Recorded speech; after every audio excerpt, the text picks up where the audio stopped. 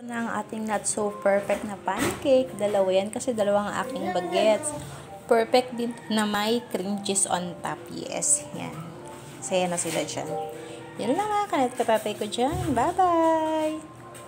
Okay, pagkatapos natin mag-chili sauce, chili paste, merienda naman ng kids. Yan.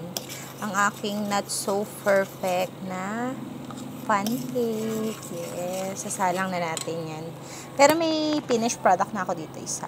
Ito, tingnan mo naman. Not so perfect pancake.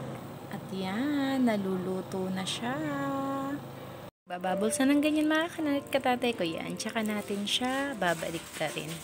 Naglagay ako ng butter dun sa dito sa shansi. Para madaling madaling baligtarin. Tingnan mo naman kung gaano ka perfecto. Pak! Diba?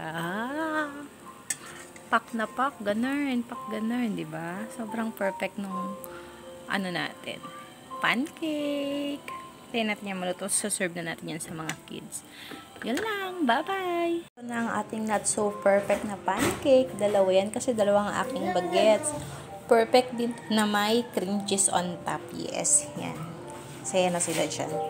Yun lang mga kanat katatay ko dyan. Bye-bye!